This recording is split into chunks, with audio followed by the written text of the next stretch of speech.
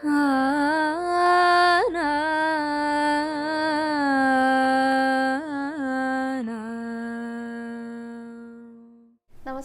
Guruvayur devotees ഓൺലൈനിലേക്ക് ഏവർക്കും സ്വാഗതം. സർവം കൃഷ്ണമയം. കൃഷ്ണായ വാസുദേവായ ദേവകീ നന്ദനായ ച നന്ദഗോപകുമാരായ ഗോവിന്ദായ നമോ നമഃ. നമ്മുടെ വ്യക്തി ജീവിതത്തിൽ നമ്മൾ ശ്രദ്ധിക്കേണ്ടതായിട്ടുള്ള ഏറ്റവും പ്രധാനപ്പെട്ട ഒരു കാര്യമാണ് നമ്മൾ പറയുന്ന വാക്കുകൾ വളരെ സൂക്ഷിച്ച് ഉപയോഗിക്കണം. കാരണം നമ്മൾ പറയുന്ന ചില കാര്യങ്ങളുണ്ടല്ലേ, അത് മറ്റുള്ളവർക്ക് വേദനിപ്പിക്കുന്നതായിരിക്കാം, സന്തോഷപ്പെടുത്തുന്നതായിരിക്കാം. ചില കാര്യങ്ങൾ നമ്മൾ പറഞ്ഞാൽ മാത്രമേ മറ്റുള്ളവർ അറിയാനായിട്ടും സാധ്യതയുള്ളൂ. അപ്പം അങ്ങനെ രണ്ട് തരത്തിലായിട്ട് നമുക്ക് ഈ പറയുന്ന കാര്യങ്ങളെ ഒന്ന് തരംതിരിക്കാം. ചിലപ്പോൾ നമുക്ക് നല്ല സന്തോഷമുള്ള അനുഭവങ്ങൾ ഉണ്ടാകാറുണ്ട്, അതേപോലെ തന്നെ ദുഃഖകരമായിട്ടുള്ള അനുഭവങ്ങൾ ഉണ്ടാകാറുണ്ട്. ഇതെല്ലാം കൂടെ മിക്സ് ആയിട്ട് വരുന്നതാണല്ലോ നമ്മുടെ ജീവിതം എന്ന് പറയുന്നത്. അപ്പോൾ ഇതിലുള്ള ചില കാര്യങ്ങൾ, അത് സന്തോഷമുള്ളതായിക്കോട്ടെ ദുഃഖങ്ങൾ വരുത്തുന്നതായിക്കോട്ടെ, അതിൽ ചിലതൊന്നും മറ്റുള്ളവരുടെ അടുത്തേക്ക് പറയാനായിട്ട് എത്തിക്കാനായിട്ട് പാടില്ല എന്നാണ് പറയുക. അങ്ങനെ പറഞ്ഞു കഴിഞ്ഞാൽ അതിൻ്റെ ദൂഷ്യഫലങ്ങളും കൂടെ നമ്മൾ അനുഭവിക്കേണ്ടതായിട്ട് വരും. ഒന്ന് ഈ കണ്ണേറ് പോലുള്ള ദോഷങ്ങളായിരിക്കും, അതല്ലാതെയും പല വിധത്തിലുള്ള ബുദ്ധിമുട്ടുകൾ ഉണ്ടാകും. അപ്പോൾ ഇന്നത്തെ വീഡിയോയിൽ നമ്മൾ പറയാനായിട്ട് പോകുന്നത് നമ്മുടെ ജീവിതത്തിൽ, അത് വ്യക്തി ജീവിതത്തിലായിക്കോട്ടെ, നമ്മുടെ കുടുംബ ജീവിതത്തിലായിക്കോട്ടെ, നമ്മുടെ സമൂഹ ജീവിതത്തിലായിക്കോട്ടെ, അതിലെല്ലാത്തിലും നമ്മൾ പുറത്ത് പറയാനായിട്ട് പാടില്ലാത്ത, നിർബന്ധമായിട്ടും ഒരിക്കലും പറയാൻ പാടില്ലാത്ത, പങ്കുവെക്കാൻ പാടില്ലാത്ത കുറച്ച് കാര്യങ്ങളുണ്ട്. അതിനെക്കുറിച്ചാണ് ഇന്നത്തെ വീഡിയോയിൽ പറയുന്നത് കേട്ടോ. കാരണം എന്താണെന്ന് വെച്ച് കഴിഞ്ഞാൽ, നമുക്ക് എതിരെ നിൽക്കുന്ന എല്ലാവരും ഒരേപോലെ ആകണമെന്നില്ല. നമ്മൾ ആത്മാർത്ഥമായിട്ട് സ്നേഹിക്കുന്നവരുണ്ടായിരിക്കും, സുഹൃത്തുക്കളാണെങ്കിലും ബന്ധുക്കളാണെങ്കിലും, നമ്മുടെയൊക്കെ നന്മകൾ കാണാനായിട്ട് ആഗ്രഹിക്കുന്നവർ, നമുക്ക് നല്ലത് വരാനായിട്ട് ആഗ്രഹിക്കുന്നവരുണ്ടായിരിക്കും. ചുരുക്കം ചിലർ. അതല്ലാതെയുള്ളവരെ എങ്ങനെയുള്ളവരാണെന്നൊന്നും നമുക്കറിയില്ല. എല്ലാവരും നമ്മുടെ നന്മകളിൽ സന്തോഷം, അല്ലെങ്കിൽ നമുക്ക് നല്ല കാര്യങ്ങൾ ഉണ്ടാകുമ്പോൾ, നമ്മൾ സക്സസ് ആയിട്ട് തീരുന്ന സമയത്ത് എല്ലാവർക്കും സന്തോഷം ഉണ്ടാകും. ഒരിക്കലും ഉണ്ടാകണമെന്നില്ല. ബഹുജനം പലവിധം എന്നാണ് പറയുക. പക്ഷെ ഇവരെ എല്ലാം നമുക്ക് തിരിച്ചറിയാനായിട്ട് സാധിക്കണമെന്നില്ല. നമ്മുടെ കൂടെ നല്ല രീതിയിലൊക്കെ ആയിരിക്കും നിൽക്കുന്നുണ്ടായിരിക്കുക, നമ്മൾ നല്ല സ്നേഹത്തിലാണ് എന്നുള്ള രീതിയിലൊക്കെ ആയിരിക്കും ബന്ധം പോകുന്നുണ്ടായിരിക്കുക. പക്ഷെ ഉള്ളുകൊണ്ട് ചിലപ്പോൾ നമുക്ക് എതിരെ നിൽക്കുന്നവരൊക്കെ ആയിരിക്കും. അങ്ങനെയുള്ളവരുണ്ട്, നമ്മുടെ കൂടെ തന്നെയുണ്ട്. പലർക്കും വ്യക്തിപരമായിട്ട് അവരെ അറിയാവുന്നവരും കൂടി ആയിരിക്കും. അപ്പം അങ്ങനെയുള്ളവരുടെയൊക്കെ മുന്നിൽ നമ്മൾ ചില കാര്യങ്ങൾ ചെന്ന് പറഞ്ഞു കഴിഞ്ഞാൽ എന്തായിരിക്കും അവസ്ഥ? അവരത് നല്ല രീതിയിൽ ഉൾക്കൊള്ളാനായിട്ട് സാധിക്കുമോ? അത് ശരിയാണ്, അങ്ങനെ തന്നെ ആയിക്കോട്ടെ എന്ന് അവർ വിചാരിക്കുമോ? ഒരിക്കലും വിചാരിക്കണം എന്നില്ല. അപ്പോൾ നമ്മൾ ശ്രദ്ധിക്കേണ്ടതായിട്ടുള്ള കാര്യങ്ങൾ നിർബന്ധമായിട്ടും ഉണ്ട് അല്ലേ? ആ കാര്യങ്ങളെക്കുറിച്ചാണ് പറയുന്നത്. ഒരിക്കലും ഒരിടത്തും നമ്മൾ ഷെയർ ചെയ്യാൻ പാടില്ലാത്ത, പങ്കുവെക്കാൻ പാടില്ലാത്ത കുറച്ച് കാര്യങ്ങളെ പറ്റിയിട്ടാണ് ഇന്നത്തെ വീഡിയോയിൽ പ്രധാനമായിട്ടും പറയുന്നത് കേട്ടോ. അതോടൊപ്പം തന്നെ കുറച്ച് സംശയങ്ങൾ, നമ്മൾ കർക്കിടക ബാഹുബലിനെ പറ്റിയിട്ട് വീഡിയോ ചെയ്തിട്ടുണ്ടായിരുന്നു. അപ്പോൾ അതിൻ്റെ ചുവടെയായിട്ട് ധാരാളം കമൻസുകൾ സംശയങ്ങളായിട്ട് ചോദിച്ചിട്ടുണ്ട്. അപ്പോൾ ഇനി അധികം ദിവസമല്ല, നാളെ ഒരിക്കലും എടുത്തിട്ട് മറ്റന്നാളാണ് ബലിയിടേണ്ടത്. അപ്പോൾ ആ സംശയങ്ങൾ കൂടെ ഉൾപ്പെടുത്തിയിട്ട് തയ്യാറാക്കിയിരിക്കുന്ന വീഡിയോ ആണ് കേട്ടോ. തീർച്ചയായിട്ടും എല്ലാവർക്കും ഉപകാരപ്രദമാകുന്ന വീഡിയോ തന്നെയായിരിക്കും. എല്ലാവരും മുഴുവനായിട്ടും കാണാനും കൂടെ ശ്രമിക്കാം. അപ്പോൾ നമുക്ക് വീഡിയോയിലേക്ക് കിടക്കാം. ഏറ്റവും ആദ്യം എനിക്ക് പറയാനുള്ളത് നമ്മുടെ സ്വപ്നങ്ങളെക്കുറിച്ചാണ്. ഈ സ്വപ്നങ്ങൾ എന്ന് പറഞ്ഞു കഴിഞ്ഞാൽ രണ്ട് തരത്തിലുള്ള സ്വപ്നങ്ങളുണ്ട്. ഒന്ന് നമ്മൾ ഉണർന്നിരുന്ന് കാണുമ്പോഴുള്ള സ്വപ്നങ്ങൾ, പിന്നെ ഒന്ന് ഉറങ്ങുന്ന സമയത്തുള്ള സ്വപ്നങ്ങൾ. ഈ ഉണർന്നിരുന്ന് കാണുന്ന സ്വപ്നങ്ങളെയാണ് നമ്മൾ ലക്ഷ്യങ്ങളെന്ന് വിളിക്കുക. അത് കൃത്യമായിട്ടൊരു ലക്ഷ്യം ഉണ്ടായിരിക്കണം കേട്ടോ. നമുക്ക് ഇന്നതായി തീരണം, നമുക്കിപ്പോൾ ഒരു വീട് വെക്കണം, അല്ലെങ്കിൽ നമ്മൾക്ക് എന്തെങ്കിലും സ്വന്തമായിട്ട് നേടിയെടുക്കണം, അങ്ങനെയുള്ള നമ്മുടെ ലക്ഷ്യങ്ങളുണ്ടല്ലോ, അത്തരത്തിലുള്ള സ്വപ്നങ്ങൾ അത് ഒരാളുടെ അടുത്തും പങ്കുവെക്കാനായിട്ട് പാടില്ല. നമ്മുടെ അച്ഛൻ, അമ്മ, ഏറ്റവും അടുത്ത സുഹൃത്ത്, നമ്മുടെ ഗുരുനാഥര്, അങ്ങനെയുള്ള കാര്യം അല്ല കേട്ടോ പറയണത്. അതിൻ്റെ ആ ഒരു, നമുക്ക് ഓരോരുത്തരെയും നമ്മൾ നിശ്ചയിച്ചിട്ടുള്ള ഒരു ലെവൽ ഉണ്ടായിരിക്കും, ഒരു അതിർവരമ്പ് ഉണ്ടായിരിക്കും. അതിലെ ഏറ്റവും നമ്മുടെ ക്ലോസ് ആയിട്ട് നിൽക്കുന്നവരടുത്ത് നമുക്ക് പറയാം. കാരണം ഇവരെല്ലാം നമ്മുടെ നല്ലത് ആഗ്രഹിക്കുന്നവരാണ്. അതിൻ്റെ അപ്പുറത്തേക്ക് നമ്മൾ ഒരിക്കലും പറയാനായിട്ട് പാടില്ല. നമ്മളിപ്പോൾ പഠനത്തിനായിട്ട് വിദേശത്തേക്ക് പോകുകയാണ്, അതായിരിക്കും നമ്മുടെ സ്വപ്നം. അപ്പോൾ അതെനിക്ക് എപ്പോഴും പോകണം എന്ന് പറഞ്ഞു കഴിഞ്ഞാൽ ചിലപ്പോൾ ചിലരൊക്കെ വിചാരിക്കും, അവൻ അങ്ങോട്ടേക്ക് പോകണോ? അങ്ങനെ നെഗറ്റീവായിട്ട് ഒരു ചിന്താഗതി ചിലർക്ക് വന്നു കഴിഞ്ഞാൽ അതൊക്കെ കണ്ണേറ് പോലെയുള്ള ദോഷങ്ങളായിട്ട് ബാധിക്കും. അതുകൊണ്ട് തന്നെ ഒരു ലക്ഷ്യം നമ്മൾ നേടിയെടുക്കണമെന്ന് ആഗ്രഹിക്കുന്നുണ്ടെങ്കിൽ അതിലേക്ക് എത്തുന്നത് വരെ അത് ഒരാളെയും അറിയിക്കാതിരിക്കുക നല്ലത്. എത്തിക്കഴിഞ്ഞിട്ട് പിന്നെ അറിയുന്നതിൽ വിരോധമില്ല. എന്നിരുന്നാലും ചിലർക്ക് ചില ബുദ്ധിമുട്ടുകളൊക്കെ അവരുടെ മനസ്സിലൊക്കെ തോന്നും. അപ്പോൾ ഇതൊക്കെ കണ്ണേറ് ദോഷമായിട്ട് ബാധിക്കും. അപ്പം അത്തരത്തിലുള്ള സ്വപ്നങ്ങൾ നമ്മൾ ഒരിക്കലും ഒരാളുടെ അടുത്തും പറയാനായിട്ട് പാടില്ല. നമുക്ക് ജീവിതത്തിൽ വിജയം നേടണമെന്ന് ആഗ്രഹിക്കുന്നവരെ ഒരിക്കലും പറയാനായിട്ട് പാടില്ല, നേടിക്കഴിയുന്നത് വരെ. പിന്നെയുള്ള സ്വപ്നങ്ങൾ നമ്മൾ ഉറക്കത്തിൽ കാണുന്ന സ്വപ്നങ്ങളാണ്. അത് ഈശ്വരനെ സ്വപ്നം കാണുന്നവരുണ്ട് കേട്ടോ. ശരിക്കും പറഞ്ഞു കഴിഞ്ഞാൽ അത് പറയാനായിട്ട് പാടില്ല എന്നാണ് പറയുക. അതിൽ തന്നെ രണ്ട് തരമുണ്ട്. ഇപ്പോൾ ഭഗവാനെ നമ്മൾ സ്വപ്നം കാണണം, നമ്മൾ ഗുരുവായൂർക്ക് വന്ന് തൊഴുന്നു, ശിവേലി കാണുന്നു, ഭഗവാന്റെ പാൽപ്പായസമൊക്കെ കുടിക്കുന്നു, അങ്ങനെയുള്ള സ്വപ്നങ്ങളുണ്ടല്ലോ. അത് നല്ല സ്വപ്നങ്ങളാണ്, ആർക്കും ദോഷം വരുത്താത്തത്, എന്നാൽ നമ്മുടെ മനസ്സിന് സന്തോഷം തരുന്ന കുറച്ച് സ്വപ്നങ്ങളാണ്. അതൊന്നും ആരുടെ അടുത്ത് പറഞ്ഞതുകൊണ്ടും ഒരു കുഴപ്പവും വരാനില്ല കേട്ടോ. അതല്ലാതെ ഭഗവാൻ നമുക്ക് നമ്മുടെ ലക്ഷ്യങ്ങൾ നേടിത്തരുന്നതായിട്ടുള്ള സ്വപ്നങ്ങൾ കാണിച്ചു തരുമല്ലോ.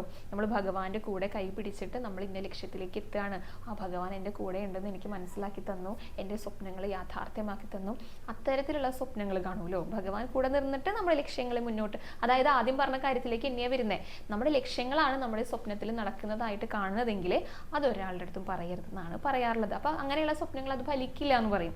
അത് ഈ പറഞ്ഞ പോലെ തന്നെയുള്ള കണ്ണീർ പോലുള്ള ദോഷങ്ങൾ ബാധിക്കുന്നത് കൊണ്ടായിരിക്കാം ചിലപ്പോൾ അത് ഫലിക്കാത്തത് കേട്ടോ. എന്നാലും അങ്ങനെ പറഞ്ഞു കേൾക്കാറുണ്ട്. ഇനിയിപ്പോൾ നേരെ തിരിച്ച് നമ്മൾ നല്ല സ്വപ്നങ്ങൾക്ക് പകരം മോശം സ്വപ്നങ്ങളാണ് കാണുന്നതെന്ന് വിചാരിക്കാം. ഇപ്പോൾ പേടിപ്പെടുത്തുന്ന സ്വപ്നങ്ങൾ, അപകടങ്ങൾ ഉണ്ടാക്കുന്ന സ്വപ്നങ്ങൾ, ആരെങ്കിലും മരണപ്പെടുന്ന പോലെയുള്ള സ്വപ്നങ്ങൾ, അങ്ങനെയൊക്കെ ആണെങ്കിൽ അത് പറഞ്ഞതുകൊണ്ട് വിരോധമല്ല കേട്ടോ. അത് പറയേണ്ടവർക്ക് പറയാം, അല്ലാത്തവർക്ക് പറയാതിരിക്കാം. എന്തുകൊണ്ടാണ് പറഞ്ഞോളൂ എന്ന് പറയണമെന്ന് വെച്ച് കഴിഞ്ഞാൽ, ഇങ്ങനെയുള്ള സ്വപ്നങ്ങളൊക്കെ കാണുമ്പോഴേ സ്വാഭാവികമായിട്ടൊരു പേടി മനസ്സിലുണ്ടാകും.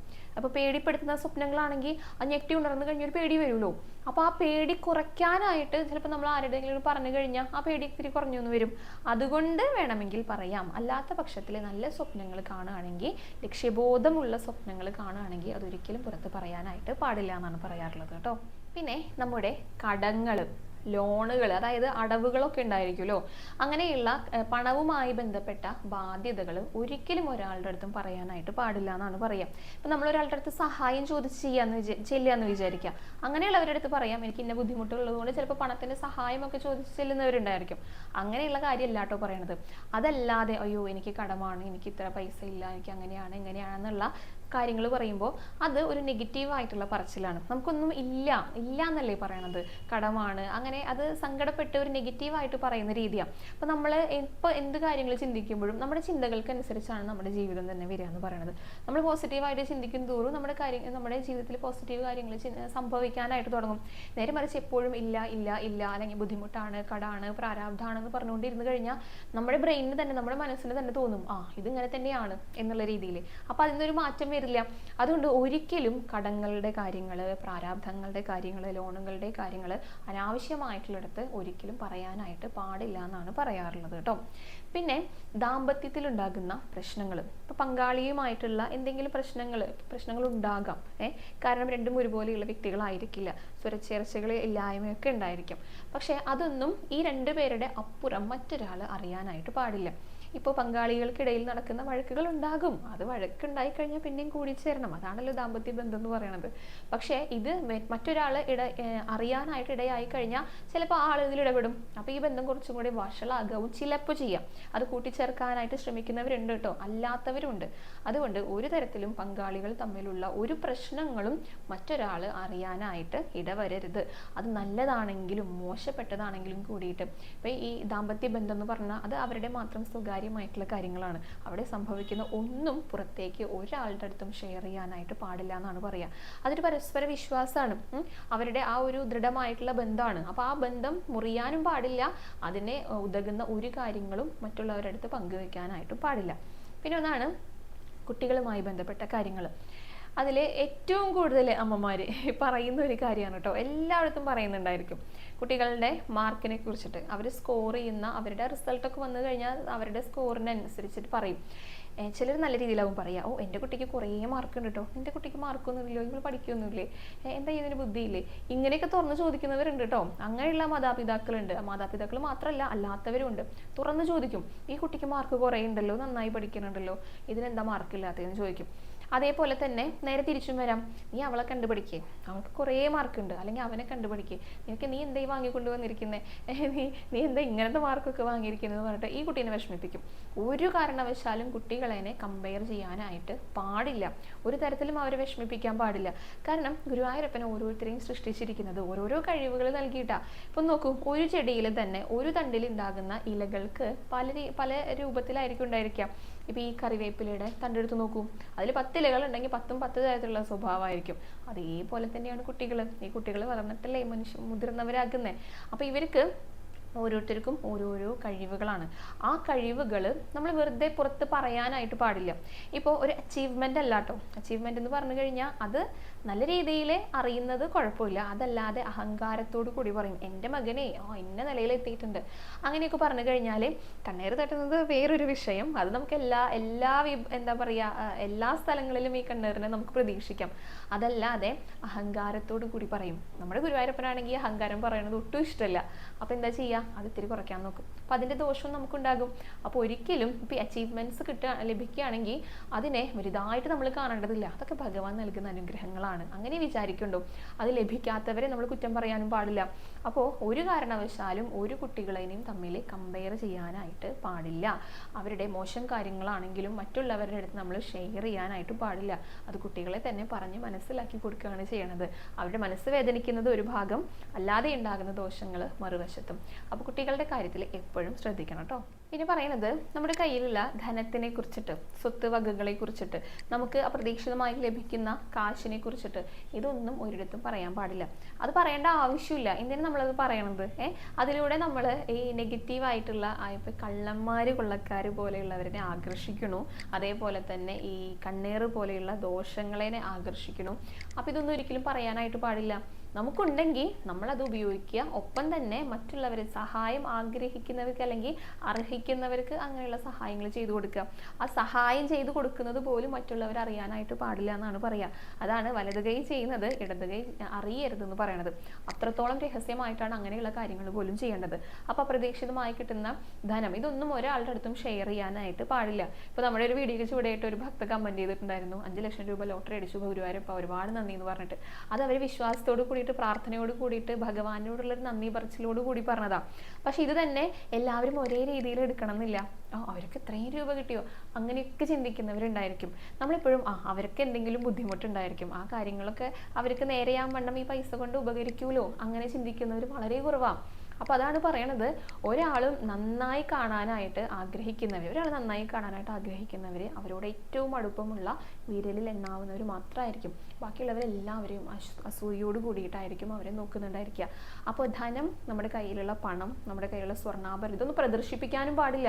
ഇപ്പോൾ ഈ അടുത്ത കാലത്ത് തന്നെ സോഷ്യൽ മീഡിയയിൽ അവരുടെ കയ്യിലുള്ള സ്വർണ്ണാഭരണങ്ങളൊക്കെ പ്രദർശിപ്പിച്ചു, യൂട്യൂബിൽ പ്രദർശിപ്പിച്ചു, വീഡിയോ ഇട്ടു. അവർ കുറച്ച് ദിവസം കഴിഞ്ഞപ്പോൾ വീട്ടിൽ കള്ളം കയറി എല്ലാം കൂടെ മോഷ്ടിച്ചു കൊണ്ടുപോയി. അപ്പോൾ അങ്ങനെയുള്ള പ്രശ്നങ്ങളും ഉണ്ടാകും. അതുകൊണ്ട് ഇത്തരത്തിലുള്ള കാര്യങ്ങളൊന്നും പ്രചരിപ്പിക്കാനായിട്ട് പറയാനായിട്ടൊന്നും പാടില്ല എന്നാണ് പറയാറുള്ളത് കേട്ടോ. പിന്നെ മറ്റൊന്ന്, നമ്മുടെ വീടിൻ്റെ സുരക്ഷയ്ക്കായിട്ട് സ്ഥാപിക്കുന്ന ചിലപ്പോൾ സുരക്ഷാ കർമ്മങ്ങളൊക്കെ ചെയ്തിട്ടുണ്ടായിരിക്കും. ഇപ്പോൾ ഈ വിളയിനെ തൂക്കിയിടുന്നത് പോലെ നെല്ലിക്ക അങ്ങനെയുള്ള തൂക്കിയിടുന്നത് പോലെയുള്ള കാര്യങ്ങളല്ല പറയണത്. ഇതൊക്കെ കണ്ടു കഴിഞ്ഞാൽ മനസ്സിലാക്കാൻ പറ്റുന്നതാണ്. അതല്ലാതെയുള്ള മാർഗ്ഗങ്ങൾ സ്വീകരിക്കുന്നവരുണ്ടായിരിക്കും. അപ്പം ഞാൻ ഈ അടുത്ത് തന്നെ കടുകിൻ്റെ വീഡിയോ ചെയ്തിട്ടുണ്ടായിരുന്നല്ലോ. കടുക് കിഴി കെട്ടിയിട്ട് അങ്ങനെയൊക്കെ തൂക്കിയിട്ട് കഴിഞ്ഞാൽ ആ നെഗറ്റീവ് എനർജീസിനെയൊക്കെ ഇല്ലാതാക്കുമെന്ന് പറഞ്ഞിട്ടുണ്ടായിരുന്നു. അപ്പോൾ അതിന് ചൂടായിട്ട് ഒരു കമൻറ്റ് കണ്ടതാണ്. അത് തമിഴ്നാട്ടിലാണ്. അവർ ഏതൊരു കുടുംബത്തിൽ അങ്ങനെ ചെയ്തത് കണ്ടു. അപ്പോൾ ഈ കുട്ടി പോയി ചോദിച്ചപ്പോൾ, നമ്മുടെ സബ്സ്ക്രൈബർ കമൻറ്റ് ചെയ്ത വ്യക്തി പോയി ചോദിച്ചു ഇത് എന്താണെന്ന് ചോദിച്ചപ്പോൾ അവരാരും പറഞ്ഞു കൊടുത്തില്ല എന്ന്.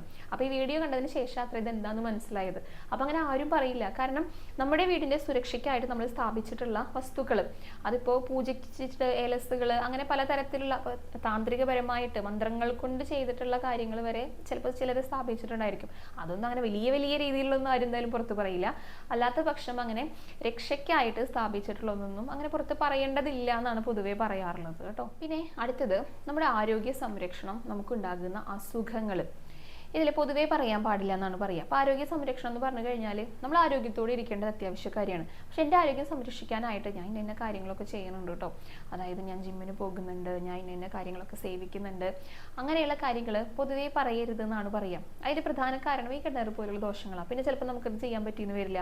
അപ്പോൾ ആരോഗ്യ സംരക്ഷണം ഏറ്റവും പ്രധാനപ്പെട്ടതാണ്. പക്ഷെ നമുക്ക് അസുഖങ്ങളുണ്ടെങ്കിൽ അത് പറയുന്നതിൽ വിരോധമില്ല. അതിപ്പോൾ ഏത് തരത്തിലുള്ള അസുഖങ്ങളാണെങ്കിലും നമ്മൾ മറ്റൊരാളോട് പറഞ്ഞു കഴിഞ്ഞാൽ ചിലപ്പോൾ ആ ആളുടെ നിർദ്ദേശപ്രകാരം ഇന്ന സ്ഥലത്ത് ഇന്നൊരു ഡോക്ടർ ഉണ്ട്, ആളെ തൊട്ട് കഴിഞ്ഞാൽ ഫലാണ് അങ്ങനെ പറയുന്നവരുണ്ടായിരിക്കും. അപ്പം അങ്ങനെയൊക്കെ പോയിട്ട് ചിലപ്പോൾ അസുഖമൊക്കെ മാറി വരുന്നവരുണ്ടായിരിക്കും. അപ്പോൾ അസുഖത്തിൻ്റെ കാര്യങ്ങൾ പറഞ്ഞാലാണ് മറ്റുള്ളവർക്ക് മനസ്സിലാകുള്ളൂ. അവർക്ക് എന്തെങ്കിലും നിർദ്ദേശങ്ങൾ ഉണ്ടെങ്കിൽ അത് നൽകാൻ സാധിക്കുള്ളൂ. ചിലപ്പോൾ അത് നല്ലൊരു നിർദ്ദേശമാണെങ്കിൽ ആ അസുഖം അവിടെ മാറിയിട്ടുണ്ടായിരിക്കും. അപ്പോൾ അസുഖങ്ങൾ ഉണ്ടെങ്കിൽ പറയാം. അതല്ലാതെ നമ്മുടെ ആരോഗ്യ സംരക്ഷണത്തിനായിട്ട് നമ്മൾ ചെയ്യുന്ന കാര്യങ്ങളൊന്നും പൊതുവേ പുറത്ത് പറയാൻ പാടില്ല എന്നാണ് പറയാറുള്ളത് കേട്ടോ. അത് മനസ്സിലായിട്ടുണ്ടെന്ന് വിചാരിക്കണം എന്തുകൊണ്ടാണ് അങ്ങനെ പറയാൻ പാടില്ല എന്നുള്ളത്. അതേപോലെ തന്നെ നമുക്ക് ലഭിക്കുന്ന സമ്മാനങ്ങൾ, ചെറിയ കുട്ടികൾക്ക് ലഭിക്കുന്ന ടോയ്സ്, കളിപ്പാട്ടങ്ങളുടെ കാര്യമല്ല കേട്ടോ പറയണത്. അതല്ലാതെ ചിലപ്പോൾ വലിയ വലിയ സമ്മാനങ്ങളൊക്കെ ലഭിച്ചു എന്ന് വരും. അതും അങ്ങനെ പുറത്ത് പറയേണ്ടതില്ല. അത് അങ്ങനെ പറഞ്ഞു കഴിഞ്ഞാൽ ഈ പറഞ്ഞ പോലെ തന്നെ എല്ലാവരും നല്ല കണ്ണുകളോട് കൂടിയിട്ടാവില്ല, സന്തോഷത്തോട് കൂടിയിട്ടാവില്ല സ്വീകരിക്കുക. പിന്നെ ആൾക്ക് കുറേ സമ്മാനങ്ങൾ കിട്ടി, അത് കിട്ടുന്നുണ്ട് ഇത് കിട്ടുന്നുണ്ടൊക്കെ മനസ്സിലാക്കി കഴിഞ്ഞാൽ ചിലർക്ക് അതൊരു മനസ്സിന് ഒരു അസൂയൊക്കെ ഉണ്ടാകും. അപ്പം അങ്ങനെയുള്ള ദോഷങ്ങൾ ഇല്ലാതിരിക്കാൻ വേണ്ടിയിട്ടാണ് ഇപ്പോൾ മുതിർന്നവർക്ക് ലഭിക്കുന്ന അങ്ങനെ വിശേഷപ്പെട്ട വലിയ സമ്മാനങ്ങളൊക്കെ കിട്ടിക്കഴിഞ്ഞാൽ അതിപ്പോൾ പുറത്ത് പറയണമെന്നൊന്നും നിർബന്ധമില്ല എന്ന് പറയുന്നത് കേട്ടോ.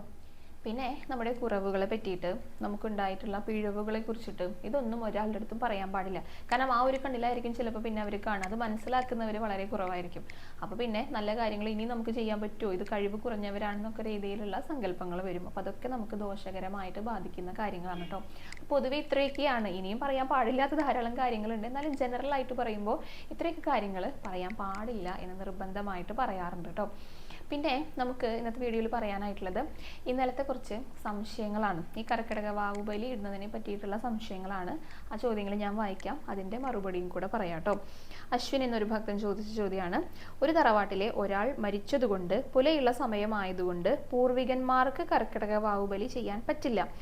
ആയതിനാൽ ഇപ്പോൾ മരിച്ചവരുടെ ആണ്ടുബലി നടത്തുന്നത് വരെ പൂർവികന്മാർക്ക് ബലിയിടാൻ പാടില്ല എന്ന് പറയുന്നതിൽ ശരിയുണ്ടോ എന്നാണ് ചോദിച്ചിരിക്കുന്നത് കേട്ടോ. അത് ശരിയായിട്ടുള്ള കാര്യമല്ല. കാരണം ഇപ്പോൾ നമുക്ക് നിലവിൽ പുലയുണ്ടെങ്കിൽ എന്താണ്, ബലിയിടാനായിട്ട് സാധിക്കില്ല. ആ കാര്യം ഉറപ്പാണല്ലോ. അത് പുലയുണ്ടെങ്കിൽ ആർക്കും ബലിയിടാനായിട്ട് സാധിക്കില്ല. പക്ഷെ അത് കഴിയുന്ന ഒരു സമയം വരും, അതിനുശേഷം ബലിയിടാം. ഇപ്പം ഈ മരണപ്പെട്ട ആൾക്ക് ഒരു വർഷം കഴിഞ്ഞിട്ടേ ബലിയിടാൻ പറ്റുള്ളൂ. പക്ഷെ പൂർവികന്മാർക്കൊക്കെ ഈ പുല കഴിഞ്ഞാൽ ബലിയിടാനായിട്ട് സാധിക്കും കേട്ടോ. ഇപ്പോൾ മാസം തോറും നക്ഷത്രം വരുന്നുണ്ടായിരിക്കും, വാവുകൾ വരുന്നുണ്ടായിരിക്കും. അതേപോലെ തന്നെ തുലാമാസത്തിലും വാവ് വരുന്നില്ലേ, ആ സമയത്തൊക്കെ ബലിയിടാം. മരിച്ച ആൾക്ക് ആണ്ട് തികയുന്നതിന് മുൻപ് ഇടാൻ പാടില്ല എന്നേ ഉള്ളൂ. പുല കഴിഞ്ഞാൽ ബാക്കിയുള്ളവർക്കൊക്കെ ബലിയിടാനായിട്ട് സാധിക്കും കേട്ടോ. ഇതിനോടൊപ്പം വരുന്ന മറ്റൊരു ചോദ്യം രാജേശ്വരി എന്നൊരു ഭക്ത ചോദിച്ചതാണ്: നമസ്കാരം ആഷിക, എൻ്റെ സഹോദരൻ മരിച്ചത് ഇടവമാസത്തിലാണ്. അപ്പോൾ എനിക്ക് കർക്കിടക വാവ് ബലി ഇടാമോ എന്നാണ് ചോദിച്ചിരിക്കുന്നത് കേട്ടോ. ഇടവം എന്ന് പറഞ്ഞാൽ ഇടവം, മിഥുനം, കർക്കിടകം 2 മാസമേ ആയിട്ടുള്ളൂ. അപ്പോൾ സഹോദരൻ മരിച്ചിട്ട് ആണ്ട് തികഞ്ഞിട്ടില്ല. അതുകൊണ്ട് സഹോദരൻ്റെ പേരിലെ സഹോദരനെ സങ്കല്പിച്ചുകൊണ്ട് ബലിയിടാനായിട്ട് സാധിക്കില്ല. പക്ഷേ പിന്നെയും മരിച്ചു പോയവരുണ്ടായിരിക്കുമല്ലോ, പൂർവികരെ സങ്കല്പിച്ചിട്ട് പിതൃ സങ്കല്പത്തിൽ ബലിയിടാനായിട്ട് സാധിക്കും. സഹോദരന് ചെയ്യാനായിട്ട് സാധിക്കില്ല കേട്ടോ. പിന്നെ ചോദിച്ചിരിക്കുന്നത് റീന സധു എന്ന പേരുള്ള ഭക്തയാണ്. ഭർത്താവ് മരിച്ചിട്ട് 8 മാസം ആയിട്ടുള്ളൂ, എനിക്ക് ബലിയിടാൻ പറ്റുമോ എന്നാണ് ചോദിച്ചിരിക്കുന്നത്. അപ്പോൾ നേരത്തെ പറഞ്ഞിട്ടുള്ള അതേ ചോദ്യം തന്നെയാണ്. 8 മാസമായി എന്ന് പറഞ്ഞു കഴിഞ്ഞാൽ ഒരു വർഷം തികഞ്ഞിട്ടില്ല എന്നല്ലേ അതിൻ്റെ അർത്ഥം. അപ്പോൾ നമ്മൾ അവരെ പിതൃക്കൾ നല്ല കൂട്ടുക, അവർ പരേതാത്മക്കൾ എന്നാണ് പറയുക. അതുകൊണ്ട് തന്നെ ഈ ഭർത്താവിൻ്റെ സങ്കല്പത്തിൽ ബലിയിടാനായിട്ട് സാധിക്കില്ല കേട്ടോ. പക്ഷേ വേറെ ആരെങ്കിലും മാതാപിതാക്കൾ, പൂർവികർ, അവർക്കൊക്കെ വേണ്ടിയിട്ട് ബലിയിടാം. പിന്നെ ഇതോടൊപ്പം തന്നെ ചോദിച്ചിട്ടുള്ള ചോദ്യം തന്നെയാണ് ബിന്ദു അജയ് കുമാർ. ഹലോ ആഷിക, എൻ്റെ അച്ഛൻ മരിച്ചിട്ട് 6 മാസം ആയതേ ഉള്ളൂ. പക്ഷേ അമ്മ മരിച്ചിട്ട് 4 വർഷമായി. അപ്പോൾ എനിക്ക് കർക്കിടക വാവ് ബലിയിടാൻ കഴിയുമോ എന്നൊന്ന് പറഞ്ഞു തരാമോ എന്നാണ് ചോദിച്ചിരിക്കുന്നത്. ഇതും ഇതേപോലത്തുള്ള ഉത്തരാണ്. 6 മാസമായിട്ടുള്ളൂ. അതുകൊണ്ട് തന്നെ ഒരു വർഷം ആകാത്തത് കൊണ്ട്, ഒരു ആണ്ട് തികയാത്തത് കൊണ്ട് അച്ഛന് ബലിയിടാനായിട്ട് സാധിക്കില്ല. പക്ഷേ അമ്മയ്ക്ക് ബലിയിടാനായിട്ട് സാധിക്കും കേട്ടോ. കാരണം അമ്മ മരിച്ചിട്ട് 4 വർഷമായി എന്നാണ് പറഞ്ഞിരിക്കുന്നത്. അപ്പോൾ ഇതിൽ ചുരുക്കി പറയാനുള്ള കാര്യം, ഒരു വ്യക്തി മരിച്ചിട്ട് ഒരു ആണ്ട് തികഞ്ഞിട്ടില്ലെങ്കിൽ അവരുടെ പേരിൽ ബലിയിടണ്ട. അതല്ലാതെ നമുക്ക് പൂർവികരുണ്ടായിരിക്കുള്ളൂ. അപ്പോൾ പൂർവികരുടെ ആ ഒരു പിതൃസങ്കല്പത്തിലുള്ളവർക്കൊക്കെ ബലിയിടാനായിട്ട് സാധിക്കും കേട്ടോ. അടുത്തത് ഭാനുമതി കെ എന്നുള്ള ഭക്ത ചോദിച്ച ചോദ്യമാണ്: ഒരു ഇലയിൽ വേറെയും നമ്മുടെ മരിച്ചു പോയവർക്ക് ഇടാൻ പറ്റുമോ എന്നാണ് ചോദിച്ചിരിക്കുന്നത്. തീർച്ചയായിട്ടും സാധിക്കും കേട്ടോ. ഒരു ഇലയിൽ തന്നെ ഒന്നിൽ കൂടുതൽ ഉരുളകൾ സമർപ്പിച്ചുകൊണ്ട് ബലിയിടാനായിട്ട് സാധിക്കും, ഓരോരുത്തരുടെയും സങ്കല്പത്തിൽ. ഇനിയിപ്പോൾ അതല്ലാതെ ഒറ്റ ഉരുളയിൽ തന്നെ എല്ലാ പിതൃക്കളെയും സ്മരിച്ചുകൊണ്ടും ബലിയിടാനായിട്ട് സാധിക്കും കേട്ടോ. അത് നമ്മുടെ സങ്കല്പത്തിനാണ് അവിടെ പ്രധാനം പറയാറുള്ളത്. പിന്നെ ചോദിച്ചിട്ടുള്ള ഒരു ചോദ്യം ജസ്റ്റി എന്ന് പറഞ്ഞിട്ടുള്ള ഒരു ഐഡിയ എന്നാണ് വന്നിരിക്കുന്നത്. അമ്പലത്തിൽ പോയി ചേട്ടന്മാർ ബലിയിടുന്നുണ്ട്. എനിക്ക് 7 ഡേയ്സ് ആവുള്ളൂ പീരീഡ്സ് കഴിഞ്ഞിട്ട്. ഞാൻ വീട്ടിൽ ചോറ് ഇലയിട്ട് വിളമ്പി വെച്ച് കാക്കയ്ക്ക് ചോറ് കൊടുക്കുന്നതിൽ വല്ല കുഴപ്പവും ഉണ്ടോ? പ്ലീസ് റിപ്ലൈ എന്നാണ് പറഞ്ഞിരിക്കുന്നത് കേട്ടോ. ഒരു കുഴപ്പമില്ല. അത് കർമ്മങ്ങളല്ലല്ലോ ചെയ്യുന്നത്. വെറുതെ ഇലയിൽ വിളമ്പിയിട്ട് അതിൽ കാക്കയ്ക്ക് വെക്കുന്നത് കൊണ്ടൊന്നും ഒരു വിരോധവും ഇല്ല കേട്ടോ. അത് നായ്ക്കൾക്ക് അല്ലെങ്കിൽ വീട്ടിൽ പട്ടികളെയൊക്കെ വളർത്തുന്നുണ്ടെങ്കിൽ അവർ തൊടാതിരിക്കാനായിട്ട് ശ്രദ്ധിക്കണം എന്ന് മാത്രമേ ഉള്ളൂ. പിന്നെ കാക്കയ്ക്ക് കൊടുക്കാം, ഇനിയിപ്പോൾ പൂച്ചയ്ക്ക് വേണമെങ്കിലും കൊടുക്കാം, പക്ഷേ പട്ടികൾക്ക് കൊടുക്കരുതെന്നാണ് പറയുക. അതിന് കിളികൾ വന്ന് കഴിച്ചാലും അല്ലെങ്കിൽ അണ്ണാൻ വന്നിട്ട് കഴിച്ചാലും ഒന്നും വിരോധമില്ല. അപ്പം ഇങ്ങനെ ചെയ്യുന്നതിലൊന്നും കുഴപ്പമില്ല കേട്ടോ. പിന്നെ ഇതോടൊപ്പം തന്നെ രുക്മിണി എന്നൊരു ഭക്ത ചോദിച്ച ചോദ്യമാണ്, മാക്സി ഇട്ടുകൊണ്ട് ബലിയിടാമോ എന്നാണ് ചോദിച്ചിരിക്കുന്നത്. ഇവിടെ വസ്ത്രത്തിനല്ല പ്രാധാന്യം, നമ്മൾ എത്രത്തോളം ശുദ്ധമായിട്ട് ബലിയിടുന്നു എന്നുള്ളതിനാണ് പ്രാധാന്യം. അപ്പോൾ ഏറ്റവും ശുദ്ധമാകാൻ വേണ്ടിയിട്ടാണ് ഈറനോടെ വന്നിട്ട് കുളിച്ച് വന്നിട്ട് ബലിയിടാനായിട്ട് ഇരിക്കുന്നത് കേട്ടോ. അത് ഏത് വസ്ത്രം ധരിച്ചാലും കുഴപ്പമില്ല, ഈറനോടെ വന്നു കഴിഞ്ഞാൽ ശുദ്ധമായി. ഇനിയിപ്പം ഈറനൊടുക്കാൻ പറ്റാത്തവരുണ്ടായിരിക്കും, തണുപ്പൊക്കെ തട്ടിക്കഴിഞ്ഞ് പിന്നെ പുലർച്ചയ്ക്കല്ലേ ബലിയിടുക, അപ്പോൾ ശാരീരികമായിട്ടുള്ള ബുദ്ധിമുട്ടുകൾ ഉള്ളവരുണ്ടായിരിക്കും. അങ്ങനെയുള്ളവർക്ക് കോടി വസ്ത്രം ഉടുത്ത് പോലും ബലിയിടാന്നാണ് പറയുന്നത്, കാരണം കോടി വസ്ത്രം ശുദ്ധമാണ്. അപ്പോൾ ശ്രദ്ധിക്കേണ്ട കാര്യങ്ങൾ, നമ്മൾ ധരിക്കുന്ന എല്ലാതും കോടി തന്നെ ആയിരിക്കണം, പുതിയതായിരിക്കണം. അങ്ങനെയാണെങ്കിൽ കുഴപ്പമില്ല കേട്ടോ.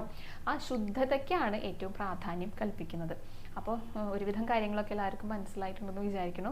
അപ്പോൾ ഇത്രയും കാര്യങ്ങളാണ് ഇന്നത്തെ വീഡിയോയിൽ ഉൾപ്പെടുത്തിയിരിക്കുന്നത് കേട്ടോ. തീർച്ചയായിട്ടും എല്ലാവർക്കും ഉപകാരപ്രദമായി എന്ന് തന്നെയാണ് വിശ്വസിക്കുന്നത്. ഇന്നത്തെ നമ്മുടെ വീഡിയോയും ഇവിടെ അവസാനിക്കുകയാണ്. ഇനി കൂടുതൽ ചോദ്യങ്ങളുണ്ടെങ്കിൽ അതിൻ്റെ മറുപടികളായിട്ട് കൂടുതൽ വിശേഷങ്ങളും അലങ്കാരങ്ങളൊക്കെ ആയിട്ട് അടുത്ത വീഡിയോയിൽ കാണാം കേട്ടോ. ഹരേ കൃഷ്ണ, ഹരേ ഗുരുവായൂരപ്പ.